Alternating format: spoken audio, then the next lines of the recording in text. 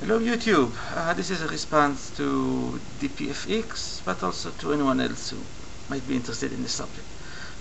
This video might be a little long, so I hope it will be entertaining enough and we'll see it to the end. First I would like to ask this basic question. Can God tell a lie? I'm sure most of you, or at least the ones that believe in God, will say no. God is honest, true, and everything he says is true, the word of God. Well, I'd like to refer to you to, first of all, the first statement God basically said to man, to Adam in the Garden of Eden: if you eat from that tree, you will die. And eventually they do eat from the tree and they don't die. So, wasn't God lying when he said that? Now, sure, some explanations could say that by dying he meant you will start to die, and when they ate from the tree the punishment was that they will suffer and eventually die. But that's not what God said. He said when you eat from the tree you die. You die that very day or something like that. So if God meant to say something else, why didn't he say something else? I mean, basically God and Adam were talking the same language. If God wanted to say something for Adam to understand it, he could have done it. If God said something in a way that Adam would not understand it, isn't that basically lying?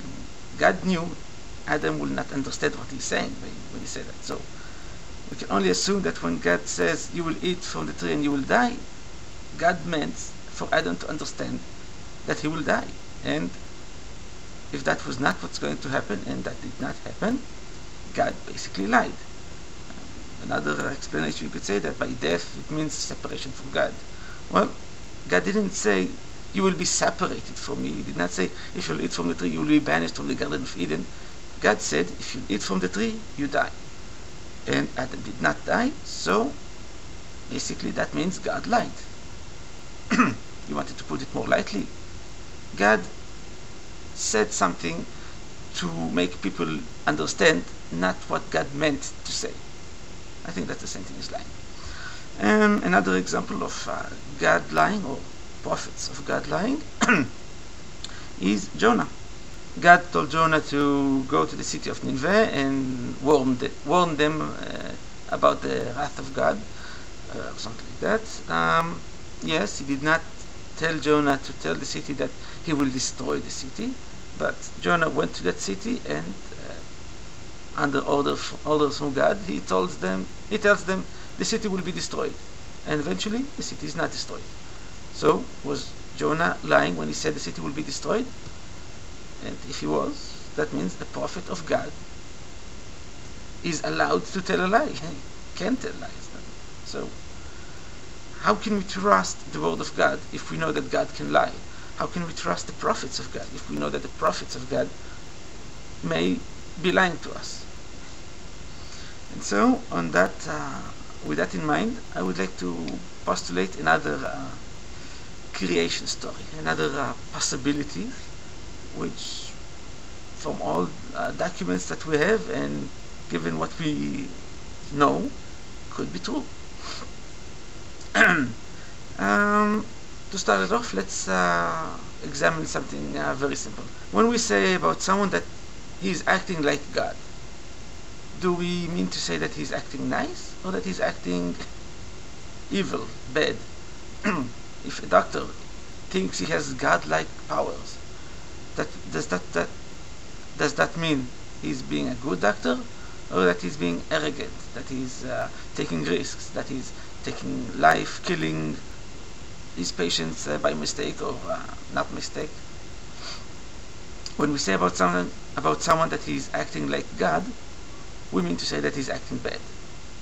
So it's not that far-fetched to believe that God is bad. Now, most of you will also probably agree that the devil is the great deceiver. He lies and he cannot be trusted. So let's put these two together and think about this story. Creation, Garden of Eden, Adam and Eve, Cain and Abel, okay, that's the same. Now we come up to Noah. And in Noah's days, there are bullies everywhere, rapists, and whatever evil people all over the place. And Noah is the only saint. He's the only one that's not doing bad things.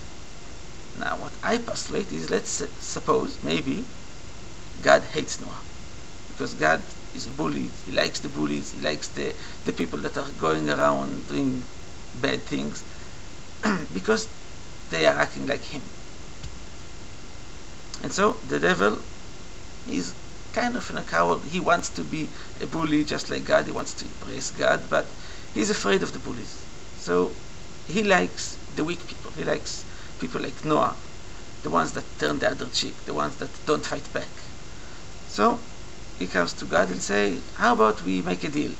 You get to keep in your heaven all the bullies and all the bad people that you like, and I will get to my place, to hell, all the weak people, all the ones that turn the other cheek, that try to live quiet and nice. Okay? God says, sure, go ahead. I don't like those people anyway.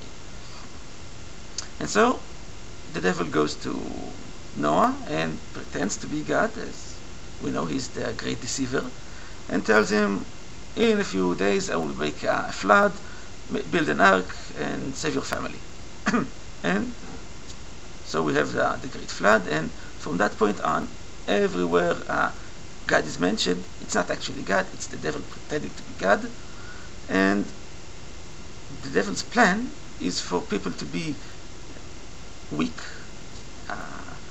kind, and so will go to hell. And then, once they're in hell, the devil can toy around with them, do whatever he wants, be the bully that he wants to be, but he's afraid of being a bully with strong people. He only feels safe bullying around weak people. So that's the devil's plan. He gave us the Bible to make us weak, to make us turn the other cheek, be kind to each other, to make God not want us in his heaven. And who goes to heaven? The killers, the rapists, the murderers, the bad people. Why? Because God likes them. Because they are like God. Now, in Jesus and all that stuff, well, the devil saw that people were starting to get mean, starting to have wars, and that means more people for God. So he sends Jesus, which is actually the devil, to make people remember that they should be good to each other, they should be kind, they should be nice. So he will have more people in his hell to play around with. Now, personally, I don't believe this story, but is there any way to disprove it? Is there anything that we can point to that says, no, see, because of this, we know that your devil is God theory is wrong? If you have any such proof, I'd be happy to hear it, but